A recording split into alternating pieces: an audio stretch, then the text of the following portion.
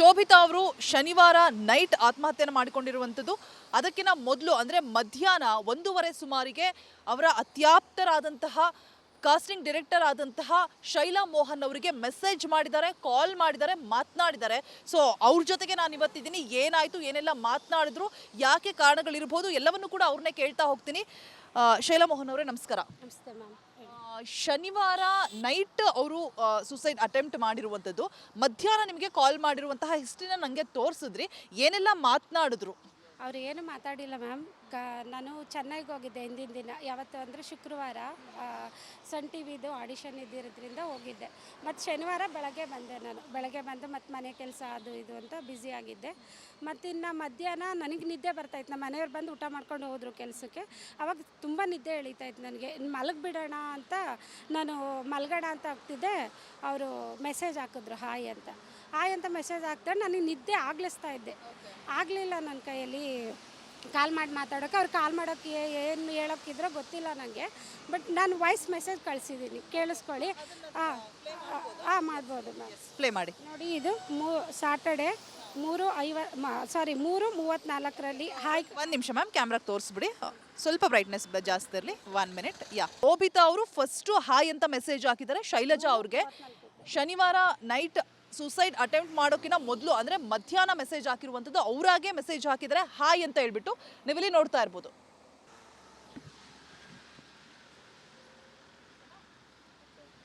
ತೋರಿಸ್ತಾ ಹೋದೆ ಅಂದರೆ ಸುಸೈಡ್ ಮಾಡ್ಕೊಳ್ಳೋಕ್ಕಿಂತ ಮೊದಲು ಬಿಫೋರ್ ನೈಟ್ ಸುಸೈಡ್ ಏನು ಮಾಡಿಕೊಂಡ್ರು, ಮಧ್ಯಾಹ್ನ 1:30 ಹೊತ್ತಿಗೆ ಶೈಲಾ ಮೋಹನ್ ಅವರಿಗೆ ಮೆಸೇಜ್ ಮಾಡಿರುವಂತಹ ಮೆಸೇಜಸ್, ಹಾಗೆ ಒಂದು ಆಡಿಯೋ ಮೆಸೇಜ್ ಕೂಡ ಕಳಿಸಿದ್ದಾರೆ. ಅದನ್ನು ಕೂಡ ನಾನು ತೋರಿಸ್ದೆ. ಆಡಿಯೋ ಮೆಸೇಜ್, ಹಾಯ್ ಹೇಗಿದ್ದೀರಾ ಅಂತ. ಅವರು ಚೆನ್ನಾಗಿದ್ದೀನಿ ಅಂತ ರಿಪ್ಲೈ ಕೊಟ್ಟಿದ್ದಾರಲ್ಲ, ಅದನ್ನು ಕೂಡ ಕಳಿಸಿದ್ದಾರೆ. ಅದಾದ ನಂತರ ಇವರು ಕಾಲ್ ಪಿಕ್ ಮಾಡಿಲ್ಲ, ಬಿಕಾಸ್ ನಿದ್ದೆಲಿದ್ದೆ ಅಂತ ಹೇಳ್ತಾ ಇದ್ರು. ಇನ್ ಕೇಸ್ ಕಾಲ್ ಏನಾದರೂ ಪಿಕ್ ಮಾಡಿದ್ದಿದ್ರೆ ನೀವು ಏನೋ ನೋವಿನ ಕಷ್ಟನ ಹೇಳ್ಕೊತಿದ್ರಾ, ಈ ಒಂದು ಏನು ಆಗಿದೆ ಇನ್ಸಿಡೆಂಟ್ ಅದು ತಪ್ಪು ಹೋಗ್ತಿತ್ತ ಅಂತ? ಖಂಡಿತ ಅದು ಸಾಧ್ಯತೆ ಇತ್ತು ಅನಿಸುತ್ತೆ ಮ್ಯಾಮ್. ಅದು ನನಗೆ ಗೊತ್ತಿಲ್ಲ, ಯಾಕಂದರೆ ಏನು ಹೇಳ್ಕೊತಿದ್ರೋ ಏನೋ. ಅದು ನೋವು ನನಗೆ ಕೊನೆ ತನಕ ಕಾಡ್ತಾ ಇದೆ. ನಾನು ಫೋನ್ ಮಾಡಬೇಕಾಗಿತ್ತೇನೋ ಅವ್ರಿಗೆ, ಏನು ಹೇಳ್ಕೊತಾಯಿದ್ರು ಅನ್ನೋದು ನನಗೆ ಇವಾಗ ಅನ್ನಿಸ್ತಾ ಇರೋದು.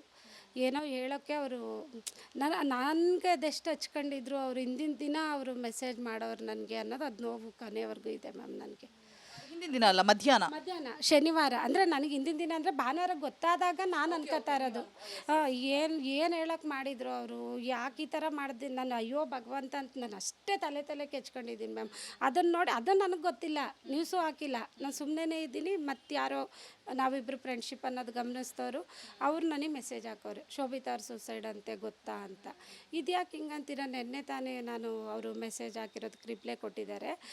ಸುಳ್ಳಿರ್ಬೋದು, ನೀವು ಯಾರನ್ನು ಹೇಳ್ತಾ ಇದ್ದೀರಾ ಅಂದರೆ ಅವರು ಸ್ಕ್ರೀನ್ಶಾಟ್ ಕಳಿಸ್ತಾವ್ರು ನನಗೆ. ಎಸ್ ಶೈಲು ಅವರೇ, ಈಗ ನೀವು ಒಬ್ಬ ಡೈರೆಕ್ಟರ್ ಆಗಿ ಅಂದರೆ ಕಾಸ್ಟಿಂಗ್ ಡೈರೆಕ್ಟರ್ ಆಗಿ ಅವರ ಒಂದು ಇಷ್ಟ ಕಷ್ಟಗಳು ನಿಮಗೆ ಗೊತ್ತಿರುತ್ತೆ. ಆಮೇಲೆ ತುಂಬ ಕ್ಲೋಸ್ ಅಂತಲೂ ಕೂಡ ಹೇಳ್ತಾ ಇದ್ದೀರಾ. ಅವ್ರಿಗೆ ಏನು ಆಸೆ ಕನಸುಗಳಿತ್ತು, ಬಿಕಾಸ್ ಕೆಲವೊಂದು ಕಡೆ ಅವಕಾಶಗಳು ವಂಚಿತರಾಗಿದ್ರು ಅಂತಲೂ ಕೂಡ ನೀವು ಹೇಳಿದ್ರಿ. ಅದರಿಂದ ಏನಾದರೂ ಮನ ನೊಂದಿದ್ರಾ ಅಂತ? ಅಂದರೆ ಅವ್ರಿಗೆ ಆ ಥರ ಬೇಜಾರಂತ ಏನಿಲ್ಲ. ಬಟ್ ಅವರು ರೀಸೆಂಟಾಗಿ ಮದುವೆ ಆಯಿತು. ಅವರು ಮದುವೆ ಆಗಿರೋದು ವಿಷಯ ನನಗೆ ಹೇಳಿರಲಿಲ್ಲ. ಯಾಕಂದರೆ ನಾನು ಕೇಳಿದೆ, ಯಾಕೆ ಮದುವೆ ಬಗ್ಗೆ ನಂಗೆ ಕರೆದಿಲ್ಲ ಅಂತ. ಅವರು ಕೆಲವರು ಯಾರಿರ್ತಾರೆ ಅವ್ರಿಗೆ ಯಾರಿಗೂ ಅವ್ರು ಹೇಳೇ ಇಲ್ಲ. ನಂಗೆ ಸಿಕ್ತಾಗ ಹೇಳಿದ್ದು, ಇಲ್ಲ ನಾನು ಮದುವೆ ಕೆಲವರಿಗೆ ಒಬ್ರಿಗೆ ಕರೀಲಿಲ್ಲ ಯಾರನ್ನೋ, ಸಾರಿ ಅಂತ. ಆಮೇಲೆ ಮೀಟಾಗಿ ನಾವು ಜೊತೇಲಿ ಊಟ ಮಾಡಿದ್ದು ಇದೆ. ನನ್ನ ಮಗಳು, ನಾವು ಅವರೆಲ್ಲ, ನನ್ನ ಮಗಳು ಕಂಡ್ರೆ ಇಷ್ಟ ಅವ್ರಿಗೆ ಚಿಕ್ಕದ್ರಿಂದ. ಆವಾಗಿಂದ ಯಾವಾಗಲೇ ಮೀಟ್ ಆದರೂ ನಿಮ್ಮ ಮಗಳು ಕರ್ಕೊಬನ್ನಿ ಅಂತ ಹೇಳೋರು ಅವರು. ಯಾಕಂದರೆ ನನ್ನ ಮಗಳು ಚಿಕ್ಕದ್ರಲ್ಲಿ ಡ್ಯಾನ್ಸ್ ಮಾಡೋವಳು, ಅದನ್ನು ಅವರು ಸ್ಟೇಟಸಲ್ಲಿ ನೋಡೋರು. ಆವಾಗ ಅದಕ್ಕೋಸ್ಕರ ನಾನು ಲೈಕ್ ಮಾಡ್ತಾಯಿದ್ರು, ಹಂಗಾಗಿ ಇದು ಮಾಡ್ತಿದ್ದು. ಆಮೇಲೆ ಅವ್ರಿಗೆ ಏನಂದರೆ ತೆಲುಗು, ತಮಿಳು, ನಮ್ಮ ಕನ್ನಡ ಯಾವುದಾದ್ರೂ ಸಿನಿಮಾ ಆಗಲಿ, ಅವ್ರಿಗೆ ಈ ಸಂಸಾರ ಅವು ಇವು ಮನೇಲಿ ಇರಬೇಕು, ಅದಷ್ಟು ಇಷ್ಟ ಇಲ್ಲ ಅವ್ರಿಗೆ. ಸೀರಿಯಲಲ್ಲಿ ಕಲಾ ಸೇವೆ ಮಾಡಬೇಕು, ಸೀರಿಯಲ್ ಮೂವಿ ಯಾವುದಾದ್ರೂ ಸರಿ, ಅದ್ರ ಬಗ್ಗೆ ಜಾಸ್ತಿ ಲೈಕ್ ಮಾಡ್ಕೊಂಡು. ಎಸ್, ನೀವು ಹೇಳ್ತಾ ಇದ್ದಂಗೆ ಅಷ್ಟಾಗಿ ಫ್ಯಾಮಿಲಿ ಸಂಸಾರ ಇಷ್ಟ ಇರಲಿಲ್ಲ ಅಂತ ಹೇಳಿ. ತಂದೆ ಅವ್ರ ತಂದೆ ತೀರ್ಕೊಂಡಿದ್ದು ಹೇಳಿದರು. ಅವ್ರ ತಂದೆ ಸತ್ತಾಗ ಅವ್ರು ತುಂಬ ಡಿಪ್ರೆಷನಲ್ಲಿದ್ದರು ಪಾಪ. ನಮ್ಮ ತಂದೆ ಅಂದರೆ ಅವ್ರಿಗೆ ತುಂಬ ಇಷ್ಟ, ಹೇಳ್ಕೊತಾ ಇದ್ರು. ಆಮೇಲೆ ಅವ್ರ ತಾಯಿಗೂ ಮಧ್ಯೆ ಹುಷಾರಿಲ್ಲ ಅಂತಲೂ ಹೇಳಿದರು. ಅವಾಗ ಸ್ವಲ್ಪ ಕಡಿಮೆ, ಅವಾಗ ಸ್ವಲ್ಪ ದಿನ ಫೋನಲ್ಲೂ ಸ್ಟಾಪ್ ಆಗಿದ್ರು, ಅವ್ರ ತಾಯಿಗೂ ಹುಷಾರಿಲ್ಲ ಅಂತ. ಇಲ್ಲ ಅವ್ರ ಅಕ್ಕನ ಮಕ್ಳದ್ದು ಬರ್ತಡೇ, ಅವರ ತಮ್ಮಂದು ಎಲ್ಲ ಹಾಕೋರು. ಅವ್ರಿಗೆ ಫ್ಯಾಮಿಲಿ ಅಂದರೆ ತುಂಬ ಇಷ್ಟ. ಅಂದರೆ ಮದುವೆ ಅನ್ನೋದು ಅವರಿಗೆ ಅಷ್ಟಾಗಿ ಇದೇ ವಿಚಾರ ಕೇಳೋಣ ಅನ್ಕೊಂಡೆ ನಾನು. ನೀವು ಈ ಹಿಂದೆ ಶ್ವೇತಾ, ಸಮೀಕ್ಷಾ ಅಂತ ಏನು ಹೇಳ್ತಾರೆ, ಶ್ವೇತಾ ಅವರು, ಸೊ ಅವ್ರಿಗೆ ಹೇಳಿದ್ರಂತೆ, ನಿಮ್ಮ ಬಳಿ ಹೇಳಿದ್ರ ಮದುವೆ ಅಂದರೆ ನಂಗೆ ಇಷ್ಟ ಇಲ್ಲ ಅಂತ ಹೇಳ್ಬಿಟ್ಟು? ಅಂದರೆ ಮೊದಲೇ ಹೇಳಿರಲಿಲ್ಲ ಮದುವೆ ಇಷ್ಟ ಇರಲಿಲ್ಲ ನನಗೆ ಅಂತ. ಅವರು ರೀಸೆಂಟಾಗಿ ನನಗೆ 1 ಇಯರ್ ಆಯಿತು ಡಿಸೆಂಬರಲ್ಲಿ ಸಿಕ್ಕಾಗ. ಅವರು ನನಗೆ ಯಾಕೆ ಅದೇ ಹಿಂಗೆ ಮಾತಾಡ್ತಿದ್ವಿ, ನನಗೆ ಸಿಗ್ತಾ ಇಲ್ಲ ಯಾಕೆ ಅಂತ. ಆಡಿಷನ್ಸ್ ಎಲ್ಲ ಅಟೆಂಡ್ ಮಾಡ್ತಿದ್ರು, ಎಲ್ಲ ಕಡೆನೂ ಬೆಸ್ಟ್ ಆಕ್ಟರ್ ಅವರು. ಯಾವುದೇ ಒಂದು ಸಣ್ಣ ಆಡಿಷನ್ ಕೊಟ್ಟರು ಒಂದೇ ಇದರಲ್ಲಿ 1 ಟೇಕಲ್ಲೇ ಓಕೆ ಆಗ್ತಿತ್ತು. ಅಷ್ಟು ಎಷ್ಟು ಒಳ್ಳೆ ಆ್ಯಕ್ಟರ್ ಅವರು ಅಂತ. ಎಲ್ಲೂ ಬ್ಯಾಡ್ ಇದಿಲ್ಲ ಅವ್ರಿಗೆ, ಎಲ್ಲ ಕಡೆನೂ ಗುಡ್ ಆ್ಯಕ್ಟರ್ ಅದೇ ಥರ ಬರ್ತಾಯಿತ್ತು. ಈ ವಿಚಾರ ಬೇಕು ಶೈಲಾ ಅವರೇ. ಅವರು ಯಾಕೆ ಅಂದರೆ ಅವ್ರು ಮಾತಾಡುವಾಗ ನನಗೆ ಫೋನಲ್ಲಿ ಎಲ್ಲೂ ಹೇಳಲಿಲ್ಲ, ಮೀಟಾಗೆ ಹೇಳ್ತೀನಿ ಅಂದರು. 1 ಇಯರು ನಾನು ಹೈದ್ರಾಬಾದಲ್ಲಿ ಸಾರಥಿ ಸ್ಟುಡಿಯೋದಲ್ಲಿ ಶೂಟಲ್ಲಿದ್ದೆ. ಆವಾಗ ಇನ್ನೂ ಒಂದು ಹುಡುಗಿ, ಹಾಸನ್ನ ಹುಡುಗಿ ಇತ್ತು. ಆವಾಗ ಅವ್ರು ಬಂದರು ಮೀಟ್ ಆಗ್ತೀನಿ ಅಂತ ಅಲ್ಲಿಗೆ. ಅದಿದೆ ನನ್ನ ಹತ್ರ ಕ್ಲಿಪ್ಪಿಂಗ್ಸು. ಬಂದಾಗ ಮಾತಾಡುವಾಗ ಹಿಂಗೆ ಭರದಲ್ಲಿ ನನಗೆ ಹುಡುಗ ಇಷ್ಟ ಇಲ್ಲ ಅಂತ ಹೇಳಿದ್ರ? ಇಷ್ಟ ಇರಲಿಲ್ಲ ಅಂತಲ್ಲ, ಮದುವೆ ಇಷ್ಟ ಇರಲಿಲ್ಲ, ಇಷ್ಟು ಬೇಗ ಮದುವೆ ಆಗೋದು. ಹಂಗಾಗಿ ಮತ್ತೆ ಯಾಕೆ ಇಷ್ಟ ಇಲ್ಲ ಅಂದಮೇಲೆ ಯಾಕೆ ಮದುವೆ ಆಗಿದ್ದು ಮತ್ತು ಇಷ್ಟು ಬೇಗ, ಇನ್ನೂ ಕೆರಿಯರಲ್ಲಿ ಇಂಪ್ರೂವ್ ಆಗಿ ಆಮೇಲೆ ಆಗ್ಬೋದಿತ್ತಲ್ಲ, ಯಾಕೆ ಅಂತ ಕೇಳಿದ್ಕೆ ಅವರು ಇಲ್ಲ, ಅದು ಅಮ್ಮ ತಂದೆ ತೀರ್ಕೊಂಡಿದ್ರಲ್ಲ, 1 ವರ್ಷದೊಳಗೆ ಆಗಬೇಕು, ಮತ್ತು ಅಮ್ಮನೂ ಇಲ್ಲ, ಅಮ್ಮಂಗೂ ಏಜ್ ಆಗಿದೆ ಅಲ್ಲ, ಮತ್ತು ಮದುವೆ ಆಗಬೇಕಂತ ಏನೋ ಅಕ್ಕನ ಸಂಬಂಧಿ ಅಂತ ಹೇಳ್ತಾಯಿದ್ರು. ಬಟ್ ಆದರೆ ತುಂಬ ಚೆನ್ನಾಗಿ ನೋಡ್ಕೊತಾ ಇದ್ರಂತೆ. ಹಸ್ಬೆಂಡ್ ಬಗ್ಗೆ ನಾನು ಕೇಳಿದೆ ಹೇಗೆ ನೋಡ್ಕೋತಾರೆ ಅಂತ. ಇಲ್ಲ ಅವನು ಅಂತಲೇ ಹೇಳಿದ್ರು. ಯಾಕಂದರೆ ನಾನು ನಮ್ಮ ಹಸ್ಬೆಂಡ್ಗೆ ಇವನು ಅಂತಾನೆ ಅಂಕಲ್ ಇಲ್ಲೇ ಇದ್ದಾರೆ, ನಾನು ಹಂಗೆ ಹೇಳೋದು. ಆಗ ನನಗೆ ಖುಷಿ ಆಯಿತು, ಅವನು ಅಂದ್ರಲ್ಲ. ಆವಾಗ ಒಂದು ಗಂಡ ಹೆಂಡತಿ ಚೆನ್ನಾಗಿದ್ದಾರೆ ಅಂತ. ಇಲ್ಲ, ಅದು ಫಾರಿನ್ ರಿಟರ್ನ್ ಅಂತ ಏನೋ ಹೇಳ್ದಂಗಿದ್ರು. ಆದರೆ ಫಾರಿನಿಗೆ ಕರೆದ್ರು ಹೋಗೋಣ ಅಂತ. ಬಟ್ ನಾನು ಫಾರಿನಿಗೆ ಬರೋಕ್ಕಾಗಲ್ಲ ನನಗೆ, ಅಂದರೆ ಅವ್ರಿಗೆ ಈ ನಮ್ಮ ಭಾಷೆ ನಮ್ಮ ಊರು ಅಂದರೆ ಇಷ್ಟ, ಅವ್ರಿಗೆ ಬೇರೆ ಇದಕ್ಕೆ ಹೋಗೋದು ಇಷ್ಟನೇ ಇಲ್ಲ. ಹಂಗಾಗಿ ಆಗಲ್ಲ ಅಂದ್ರಂತೆ. ಆ ಥರ ಏನು ಫೋರ್ಸ್ ಮಾಡಿಲ್ವಂತೆ. ಸರಿ ಅಂತ ಹೈದ್ರಾಬಾದಲ್ಲಿ ಶೆಟಲ್ಡು. ಅದನ್ನು ಲೊಕೇಶನ್ ಎಲ್ಲ ಕಳಿಸಿದ್ರು, ಬನ್ನಿ ಅಂತ. ನನಗೆ ಕೆಲಸದ ಅಭಾವದಲ್ಲಿ ಯಾವತ್ತೂ ಹೋಗೋಕ್ಕಾಗಿಲ್ಲ ನನಗೆ. ಆಮೇಲೆ ಸರಿ ಅದನ್ನು ಕೇಳಿದೆ, ಅವ್ರು ಖುಷಿಯಾಗೇ ಹೇಳಿದರು, ಇಲ್ಲ ಹಸ್ಬೆಂಡ್ ಒಳ್ಳೆಯವರೇ ಇದ್ದಾರೆ, ನನಗೆ ಅಲ್ಲಿ ಹೋಗಿ ಹೈದ್ರಾಬಾದಲ್ಲಿ ಅಡುಗೆ, ಅಲ್ಲಿ ಪಪ್ಪು ಸಾರು ಅಂತ ಖಾರವಾಗಿ ಎಲ್ಲ ಮಾಡ್ತಾರೆ, ಅದು ಬರ್ತಾ ಇರಲಿಲ್ವಂತೆ ಅವ್ರಿಗೆ. ಎಲ್ಲ ಅವರೇ ಅಡುಗೆ ಮಾಡಿಕೊಡ್ತಾಯಿದ್ರಂತೆ. ಪತಿನೇ ಅಡುಗೆ ಮಾಡೋರು, ಅವ್ರ ಹಸ್ಬೆಂಡೇ ಅಡುಗೆ ಮಾಡಿಕೊಡ್ತಾಯಿದ್ರು. ಮತ್ತು ಇದು ಕಾಫಿನೇ ಏನಾದರೂ ಅವರು ಜಾಸ್ತಿ ಕಾಫಿ ಟೀ ಕುಡಿಯೋದಿಲ್ಲ. ಆದರೆ ಏನಾದರೂ ಕುಡಿಬೇಕು ಹುಷಾರಿಲ್ಲ ಅಂದರೆ ಅವರೇ ಮಾಡಿಕೊಡ್ತಾರೆ. ಅವರು ವರ್ಕ್ ಫ್ರಮ್ ಹೋಮ್ ಇದ್ದಾರೆ, ಮನೇಲಿ ಅವರೊಂದು ರೂಮಲ್ಲಿ ವರ್ಕ್ ಮಾಡ್ತಾಯಿರ್ತಾರೆ, ನಾನೊಂದು ರೂಮಲ್ಲಿ. ಯಾವತ್ತಾದ್ರೂ ಅಪರೂಪಕ್ಕೆ ಸಿನಿಮಾಗೆ ಹೋದ್ರೂ ಕರ್ಕೊಂಡು ಹೋಗ್ತಾರೆ, ಸಿನಿಮಾಗೆ ಹೋಗ್ತೀವಿ. ಆಮೇಲೆ ಮತ್ತು ಇದನ್ನು ಹೇಳಿದ್ರು, ಅದೇ ಟೆಂಪಲ್ಗೆ ಏನಾದ್ರು ಹೋದರೆ ಡ್ರಾಪ್ ಮಾಡ್ತಾರೆ, ಇಲ್ಲಾಂದರೆ ನಾನೇ ಕ್ಯಾಬಲ್ಲಿ ಹೋಗಿ ಟೆಂಪಲ್ಲೆಲ್ಲ ವಿಸಿಟ್ ಅವ್ರಿಗೆ ದೇವಸ್ಥಾನ ಅಂದರೆ ತುಂಬ ಇಷ್ಟ ಅಷ್ಟೇ. ಶೈಲಾ ಅವರು ಎಲ್ಲವೂ ಕೂಡ ಚೆನ್ನಾಗಿದೆ. ಈ ಕಡೆ ಗಂಡನೂ ಕೂಡ ತುಂಬ ಚೆನ್ನಾಗಿ ನೋಡ್ಕೋತಾರೆ, ಅಡುಗೆ ಮಾಡ್ತಾರೆ, ಟೀ ಕಾಫಿ ಮಾಡಿಕೊಡ್ತಾರೆ, ಒಟ್ಟಿಗೆ ಎಲ್ಲ ಆಗುತ್ತೆ ಅನ್ನೋದು. ಮತ್ತು ಇನ್ನೊಂದು ಕಡೆ ಅವ್ರು ಏನು ಅಚೀವ್ ಮಾಡಬೇಕು ಅಂದ್ಕೊಂಡಿದ್ರು, ಒಳ್ಳೊಳ್ಳೆ ಸೀರಿಯಲ್ಸ್ ಮಾಡಿದ್ರು, ನನಗೆ ಸ್ಟುಡಿಯೋ ಮಾಡಬೇಕು ಅಂತಲೂ ಅವರು ನನ್ನ ಹತ್ರ ಮೀಟ್ ಆಗಿರೋ ಉದ್ದೇಶ ಅದೊಂದೇ. ಯಾಕಂದರೆ ಅಂದರೆ ನಾವಿಬ್ಬರು ಕ್ಲೋಸ್ ಇದ್ವಿ ಮುಂಚೆಯಿಂದನೂ. ಅಂದರೆ ಅವ್ರಿಗೆ ನಾನು ಯಾವುದನ್ನು ಕೊಡಿಸಿಲ್ಲ, ಬಟ್ ಅವ್ರ ಫ್ರೆಂಡ್ಸು ಯಾರನ್ನ ನಂಬರ್ ಕೊಟ್ಟಿದ್ದಾರೆ ಅವ್ರಿಗೆಲ್ಲ ಕೊಡಿಸಿದ್ದೀನಿ. ಹಾಗಾಗಿ ಅವ್ರು ಹೇಳ್ತಾಯಿದ್ರು, ಪರವಾಗಿಲ್ಲ ನಾವು ಟ್ರೈ ಮಾಡ್ತಾಯಿದ್ದೀವಲ್ಲ, ಇವತ್ತಲ್ಲ ನಾಳೆ ಸಿಗುತ್ತೆ, ಅದು ತೊಂದರೆ ಇಲ್ಲ. ಮತ್ತು ನಾನು ಕೆಲಸ ಕೊಡಿಸ್ತೀರ ಅನ್ನೋದಕ್ಕೆ ಫ್ರೆಂಡ್ ಅಲ್ಲ, ಅದೇನೋ ಗೊತ್ತಿಲ್ಲ, ನಿಮ್ಮ ಗುಣ ನನಗಿಷ್ಟ ಅಂತ ಅವ್ರು ಕ್ಲೋಸ್ ಆಗಿದ್ದರು. ಆಮೇಲೆ ಅವರು ಅದೇ ಫೋನ್ ಮಾಡಿದರು, ಸ್ಟುಡಿಯೋ ಬೇಕು ನನಗೆ, ಬೆಂಗಳೂರು ನಾಗರಬಾವಿ ಕಡೆ ಯಾವುದಾದ್ರೂ ಹಿಂಗೆಲ್ಲ ನಾವು ಎಲ್ಲ ಕಾಸ್ಟಿಂಗ್ದು ಇದನ್ನು ಮಾಡೋಣ, ಆಫೀಸ್ ಅಂದರೆ ಇನ್ನೂ ಜಾಸ್ತಿ ಆರ್ಟಿಸ್ಟ್ ಎಲ್ಲ ಸಿಗ್ತಾರಲ್ಲ, ಮತ್ತು ನಾನು ಸ್ಟುಡಿಯೋ ಡಬ್ಬಿಂಗ್ದು ಏನಾದರೂ ಮಾಡ್ತೀನಿ, ಅದಕ್ಕೆ ಹಸ್ಬೆಂಡೇ ಇನ್ವೆಸ್ಟ್ ಮಾಡ್ತೀನಿ ಅಂತ ಹೇಳಿದ್ದಾರೆ ಅಂತೆಲ್ಲ. ಫ್ರೆಂಡ್ಸ್ ಎಲ್ಲ ಒಂದು 4-5 ಜನ ಯಾರಾದರೂ ಹಿಂಗೆ ಗ್ರೂಪಲ್ಲಿ ಯಾರಾದರೂ ಇದ್ದರೆ ಅವ್ರನ್ನೆಲ್ಲ ಮಾತಾಡ್ಸ್ಕೊಂಡು ಮಾಡೋಣ ಅಂತ. ನಾವು ನೋ ಬ್ರೋಕರಲ್ಲೆಲ್ಲ ಸರ್ಚ್ ಮಾಡಿ ನಂಬರೆಲ್ಲ ಕೊಟ್ಟಿದ್ದೆ. ಮತ್ತು ಅವರೂ ಬೆಂಗಳೂರಿಗೆ ಬಂದಿದ್ದರು. ಆ ಟೈಮಲ್ಲಿ ನನಗೆ ಮೀಟ್ ಆಗೋಕ್ಕಾಗಿಲ್ಲ, ಯಾಕಂದರೆ ನನಗೆ ಇದ್ದಕ್ಕಿದ್ದಂಗೆ ಮೀಟಿಂಗ್ ಫಿಕ್ಸ್ ಆಯ್ತದೆ ಅಲ್ಲಿ. ಕೊನೆ ಭೇಟಿ ಯಾವಾಗ ಅವ್ರ ಜೊತೆಗೆ? ಅವ್ರನ್ನ ಭೇಟಿ ಆಗಿರೋದು ನಾನು 1 ವರ್ಷದಲ್ಲೇ. ಫೋನ್ ಕಾಂಟ್ಯಾಕ್ಟ್ ಅಷ್ಟೇ ಇದ್ದಿದ್ದು. ಫೋನ್ ಕಾಂಟ್ಯಾಕ್ಟ್ ಮೆಸೇಜ್ ಹಾಕ್ತಾಯಿದ್ರು. ಆಮೇಲೆ ಸರಿ ಅಂದ್ಬಿಟ್ಟು ನಾನು ಕಳಿಸಿದ್ದೆ.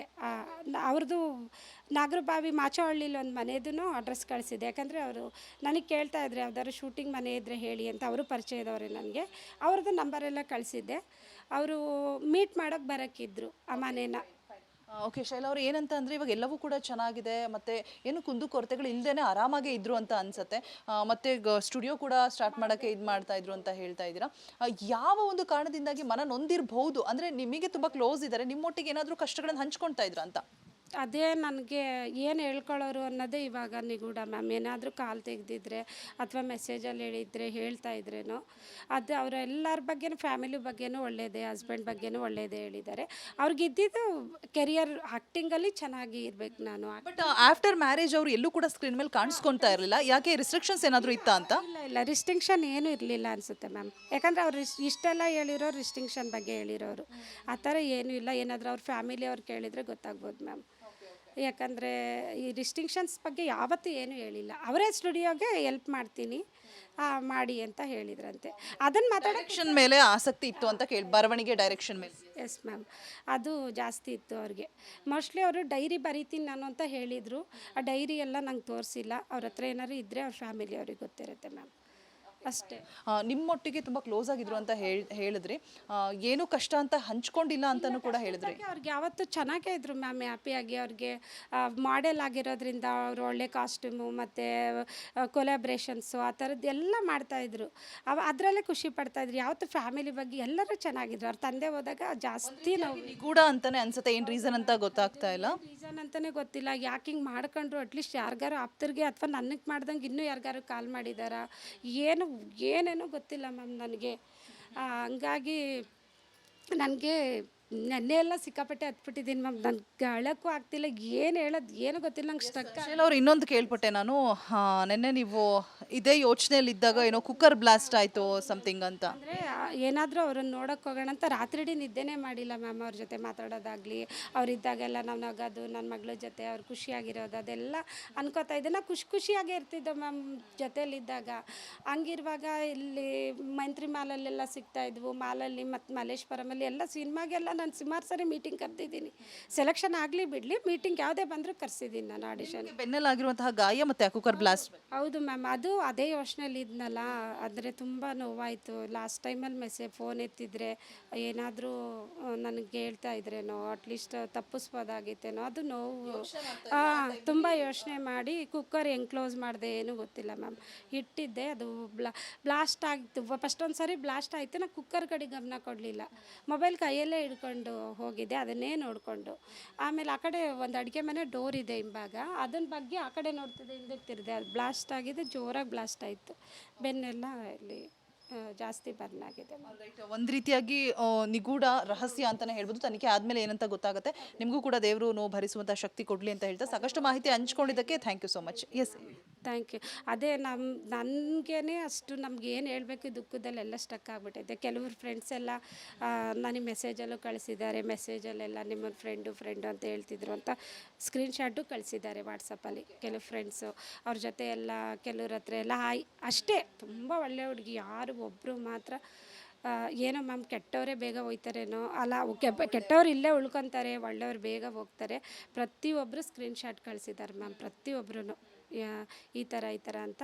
ಆಮೇಲೆ ಅವ್ರದ್ದು ಯಾವಾಗಲೂ ಹಂಗೆ ಸೀರಿಯಲಲ್ಲಿರೋರ ಜೊತೆ ಅವ್ರ ಬಗ್ಗೆ ಏನೂ ಹಂಚ್ಕೋತಾ ಇರಲಿಲ್ಲ.